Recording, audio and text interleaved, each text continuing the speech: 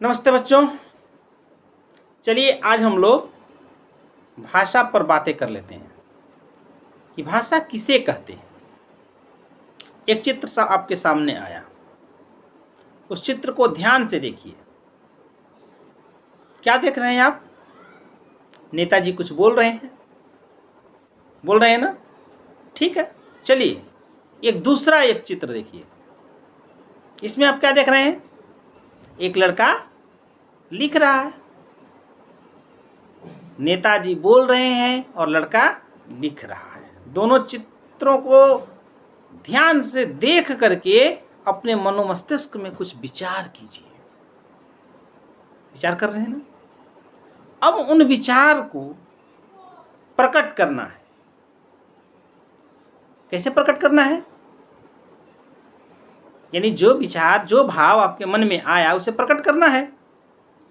तो उसको प्रकट करने के लिए कुछ ना कुछ चाहिए आपको। क्या चाहिए? भाषा चाहिए। नेताजी अपने भाव को, अपने विचार को, अपनी अभिव्यक्ति को भाषण के माध्यम से बोल करके हमें सुना रहे हैं।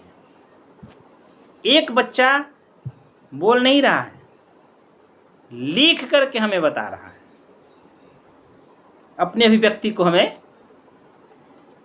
बता रहा है। तो बच्चों, इस बात को हमेशा ध्यान रखिए कि मन के भावों को प्रकट करने के लिए जिस साधन का सहारा लेना पड़ता है उसे ही भाषा कहते हैं। परिभाषा इस प्रकार की हो जाएगी। फिर हम दूसरे शब्दों में यदि इसे कहें तो कैसे कहेंगे? भाषा वह साधन है जिसके द्वारा आप अपने मन के भावों एवं विचारों को प्रकट करते हैं तथा दूसरों के मन में उत्पन्न भावों और विचारों को सुन करके, पढ़ करके समझ लेते हैं। इसे हम भाषा कहते हैं। ठीक है? अब चलिए, अब भाषा को मुख्यतः 3 प्रकार से हम लोग समझते हैं। पहला, मौखिक या कथित भाषा। दूसरा, लिखित भाषा। और तीसरा, सांकेतिक भाषा।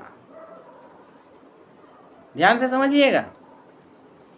पहला, जब मौखिक यानी बोलकर, मौखिक भाषा कहते हैं, जैसे कि यदि आप कोई टीवी चैनल देखते हैं, दूरदर्शन पर समाचार सुनते हैं, तो वो लोग बोलते हैं। जो बोलते हैं उसको आप ध्यान से सुनते हैं, तो उनकी भी एक भाषा होती है। इसके बाद जब बोल करके हम भावों को प्रकट करें उसे हम मौखिक भाषा कहेंगे। लिखित भाषा, जिसको हम लिख करके अपनी भावों को, विचारों को प्रकट करें, उसे हम लोग लिखित भाषा कहते हैं। और जब लिखित भाषा कहते हैं बच्चों, तो हमेशा इस बात को ध्यान रखिएगा कि मौखिक और लिखित दोनों के अलावा जो तीसरी भाषा होती है वह होती है सांकेतिक। संकेत के माध्यम से जब आप शहर में जाते हैं, रोड पर चलते हैं, सड़क पर चलते हैं, तो ट्रैफिक पुलिस वाले खड़े मिलते हैं ना। तो ट्रैफिक पुलिस वाले जब खड़े मिलते हैं तो वो अपने हाथ के इशारे से आपको आने और जाने की बात करते हैं। तो जब हाथ से आने और जाने के विचार करते हैं तो आप समझ जाते हैं कि हमें दाएं जाना है कि बाएं जाना है, सामने जाना है। तो वह भी एक प्रकार की भाषा है। सांकेतिक भाषा में आप ट्रैफिक पुलिस जहां नहीं है वहां पर यदि आप, ट्रैफिक लाइटें लगी जाती हैं, रेड लाइट, येलो लाइट और ग्रीन लाइट, उसके संकेत से भी आप समझ जाते हैं कि हमें किधर जाना है। तो बच्चों, ये 3 प्यारे बच्चों, इसके अलावा भारतीय संविधान में कुल 22 भाषाएं हैं। पहले तो 18 भाषाओं को सम्मिलित किया गया था, परंतु 2003 में और 4 भाषाओं को सम्मिलित किया गया, जिसमें डोगरी, संथाली, मैथिली और बोडो। इसकी जोड़ देने से कुल भाषाओं की संख्या 22 हो गई।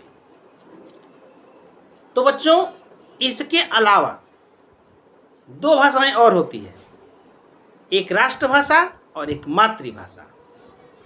14 सितंबर 1949 को भारतीय संविधान सभा द्वारा हिंदी को राष्ट्रभाषा के रूप में प्रतिष्ठित करने के लिए बात कही गई। इसलिए हम लोग 14 सितंबर को हिंदी दिवस मनाते हैं। एक अन्य भाषा मातृभाषा। जब बच्चे जन्म लेते हैं, जिस परिवार में पलते पोसते और बड़े होते हैं, उस परिवार की जो भाषा होती है, जो माँ द्वारा पहली बार बच्चों को सुनाई जाती है, उसे हम लोग मातृभाषा कहते हैं। तो इस प्रकार प्यारे बच्चों, आप लोगों को संक्षिप्त में भाषा की जानकारी हुई। ये वीडियो आपको कैसा लगा, एक बार जरूर इसे आप बताइएगा, लाइक कीजिएगा, कमेंट कीजिएगा। तब तक के लिए धन्यवाद। जय हिंद, जय